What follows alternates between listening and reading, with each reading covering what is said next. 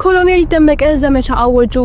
የአብይ ጉዞና የጅቡቲ ወጥመድ፣ የንዋይ ደበበ ያልተጠበቀ ኑዛዜ፣ የዲፕሎማሲው ጭንብል ተቀደደ። ኢትዮጵያን ለማነቅ በጅቡቲ በኩል አዲስ ወጥመድ ተዘርግቷል። ጅቡቲ ህልውና በኢትዮጵያ ሀብት ላይ ተመስርቶ ሳለ ለካይሮ ቀይ ምንጣፍ መዘርጋቷ ታሪካዊ ክህደት ነው ወይስ የስትራቴጂ ለውጥ? ከጠቅላይ ሚኒስትር አብይ ጉዞ በስተጀርባ ያለውን የሞት ሽረት ትግልና የቀጠናው አደገኛ ሴራ ጉዳዩን በዝርዝር እናስደምጣችኋለን። በወልቃይት ጠገዴ ሰቲት ሁመራ ምድር የመሳሪያ ድምጽ ባይሰማም አዲስና ብርቱ ጦርነት ተከፍቷል። ይህ ጦርነት ግን በሰራዊት መካከል ሳይሆን በዞኑ አስተዳደርና በሰብአዊ ድጋፍ ስም በተሰለፉ ዓለም አቀፍ ተቋማት መካከል ነው። የወልቃይት ቁልፍ ሰው ኮሎኔል ደመቀ ዘውዱ በሁለት ግዙፍ የረድኤት ድርጅቶች ላይ የወሰዱት ያልተጠበቀና አስደንጋጭ እርምጃ ቀጠናውን ወደ አዲስ ዲፕሎማሲያዊ ፍልሚያና ከፍተኛ ውጥረት ውስጥ ከቶታል። ይህም ሌላኛው አበይት ጉዳያችን ነው።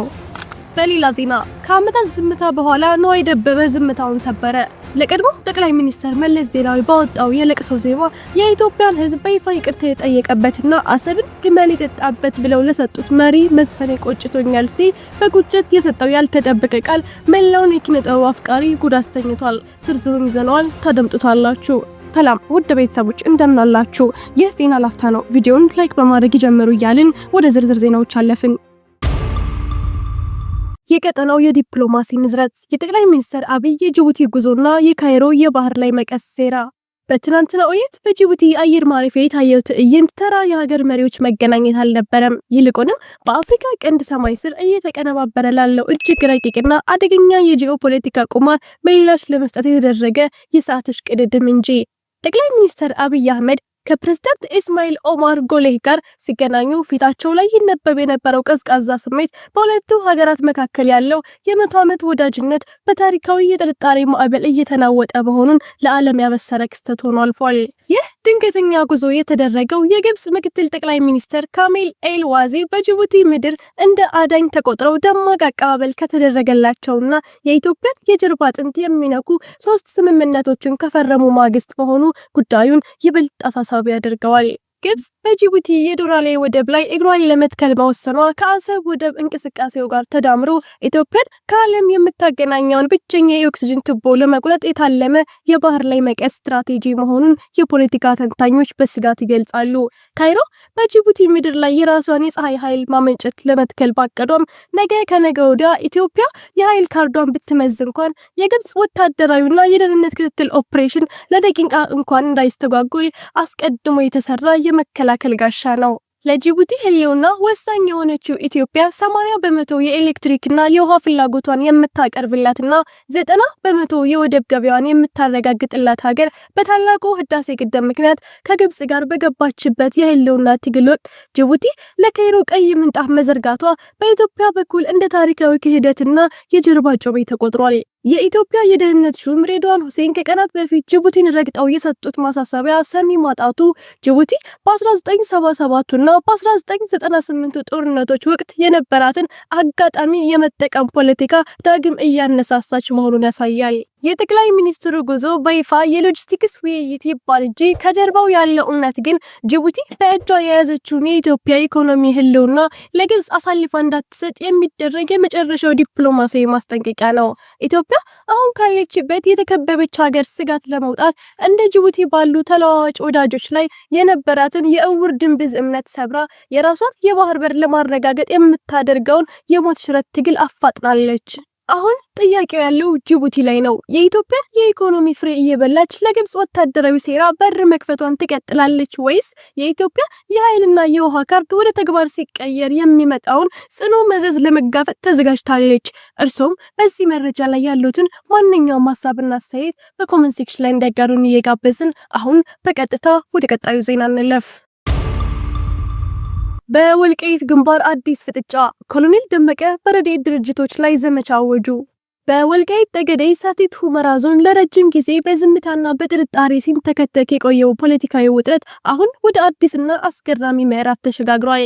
የዞኑ ቁልፍ መሪና የሰላም ደህንነት መምሪያ ኃላፊ ኮሎኔል ደመቀ ዘውዱ የሚመሩት አስተዳደር በሁለት ታዋቂና ግዙፍ ዓለም አቀፍ የተራድኦ ድርጅቶች ማለትም በኖርዌይ ስደተኞች ምክር ቤት NRC እና በኢንተርናሽናል ሜዲካል ኮርፕስ IMC ላይ ያልተጠበቀና ቆራጥ የሆነ ቅጣት እርምጃ መውሰዱን በይፋ አውጇል።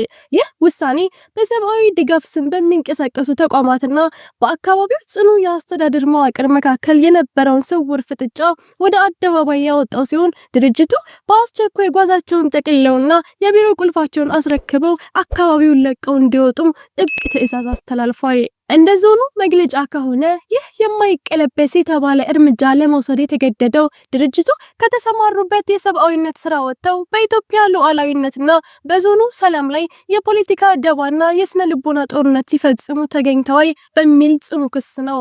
አስተዳደሩ ድርጅቶችን በጽኑ የከሰሰባቸው ነጥቦች በአካባቢው ሕዝብ ዘንድ ከፍተኛ ቁጣን የቀሰቀሱ ሲሆን በተለይም ድርጅቶቹ ለህወሓት ያደላ ፖለቲካዊ ወገንተኝነት በማሳየት የወልቃይት አማራን የዘመናት የመራር ማንነት ትግልና ደማዊ መስዋዕትነት እንደ አፈናቃይ በመፈረጅ ታሪክን ለማዛባትና የህዝብን ሞራል ለመስበር ሞክረዋል ተብሏል።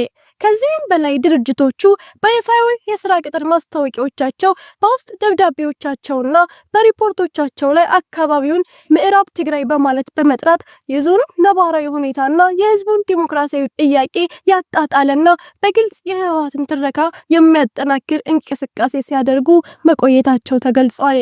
ኮሎኔል ደመቀ የሚመሩት ይሄው አስተዳደር ድርጅቶቹ ከዚህ ቀደም ስህተታቸውን እንዲያርሙ የተሰጣቸውን ተደጋጋሚ የወንድማማች ምክርና ማስጠንቀቂያ ወደ ጎን በመተው በትዕቢትና በህገወጥ ተግባራቸው በመቀጠላቸው ትዕግስታችን እንደ ሻማ ቀልጦ አልቋል በሚል እርምጃውን ተግባራዊ አድርጓል።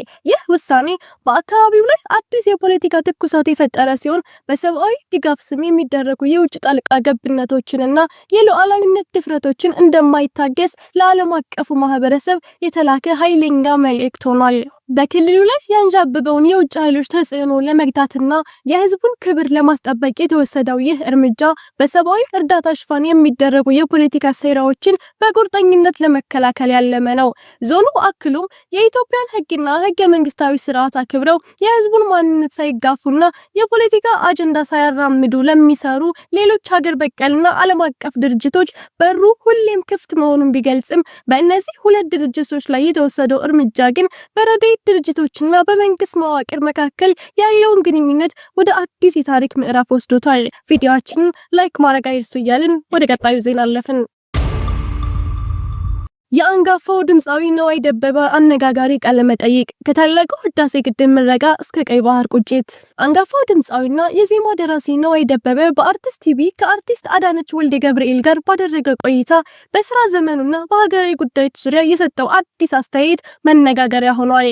ድምፃዊ ለታላቁ የኢትዮጵያ ህዳሴ ግድብ ምረቃ በ3 እና በ4 ቀናት ውስጥ ብቻ አቀናብሮ ስለወጣው አዲስ ነጠላ ዜማ የገለጸ ሲሆን ለ120 ሚሊዮን ህዝብ ክብር እና እንደ አንድ የጥበብ ሰው ዝምታውን ባለመምረጡ ስራውን በፍጥነት አጠናቆ ለበዓል ማድረሱን ተናግሯል።